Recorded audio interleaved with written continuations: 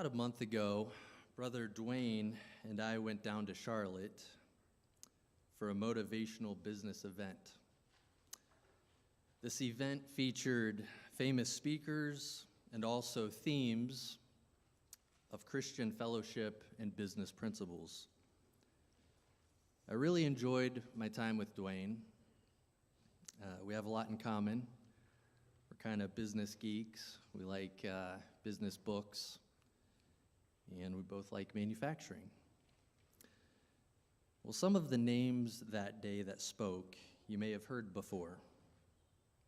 Tim Tebow, Kathy Ireland, John Maxwell, Ed Milet, and Willie Robertson of Duck Dynasty, just to name a few names.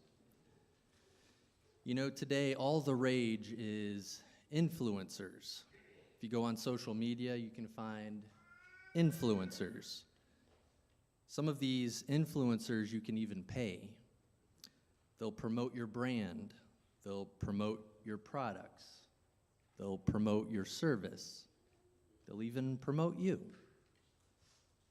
While other influencers, much like the ones that we saw that morning, simply rely on their name and their brand to influence.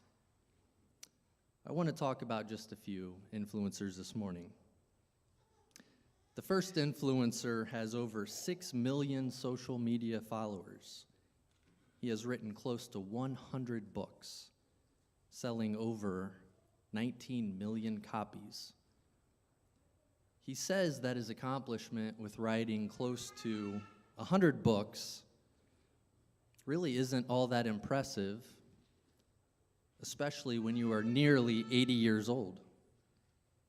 This influencer, of course, is John Maxwell.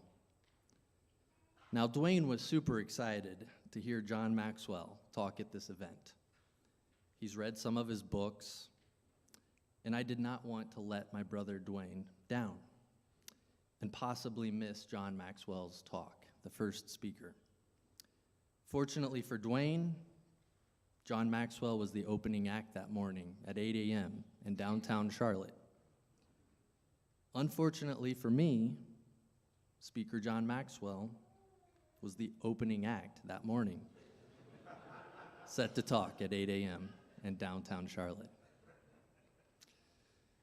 Once John took the stage, I started taking notes, and I could tell that Brother Dwayne was engaged the whole time. He was really getting into it. John's best advice was to get a mentor.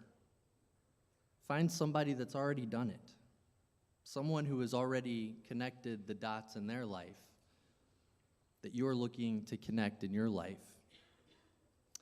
His message summarized was, if you want to be like John, if you want to accomplish great things, then put in the work. Make yourself better. Never stop learning how to improve yourself. The next influencer, and the one I was most excited to see at this event, has over 3 million social media followers. He has not written 100 books, but rather one book.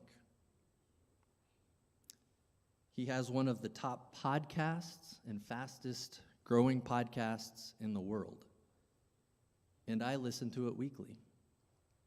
He famously says, "You were born to do something great with your life," and his message really resonates with people. He has such a connection with his guests, his listeners, his followers, and he's magnetic. He states that you are most qualified to help the person you used to be. Rather than beating yourself up for your past weaknesses and flaws, help somebody else that has those same weaknesses and troubles in their life, which you have already overcome. After all, he was raised by an alcoholic father and somebody that was previously an alcoholic helped his father recover. This had a profound impact on his life, and he dedicates his life to helping others, just as someone helped his father. This influencer is Ed Milet, and his podcast is The Ed Milet Show. Ed has such a way about him, and I'm really influenced by his weekly talks. Ed coaches athletes, motivational speakers, entrepreneurs, and even politicians. He's made a big impact in many people's lives. He's worth hundreds of millions of dollars. His coaching services, I'm sure, are not cheap.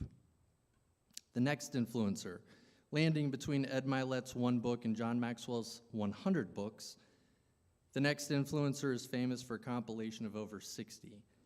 He himself has had many titles and is sometimes considered a bit more controversial in the public's eye. He's had some run-ins with the law, and he's known for challenging the establishment. He happens to have more followers than Ed Milet and more than John Maxwell.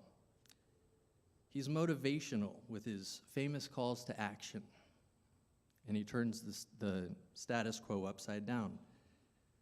Some people love him, some people hate him. He's a real uniter, but some people see him as a divider. He's the reason you are here today. He is the reason I am here today. He transcends boundaries such as culture, politics, race, bloodlines, generations, time, age, and geography. He believes it's more blessed to give than to receive. But he does walk the talk. He actually considered it more of a blessing to give his life for you, for me, than to keep it. He influenced John Maxwell. He influenced Ed Milet. He influenced you. He influenced me.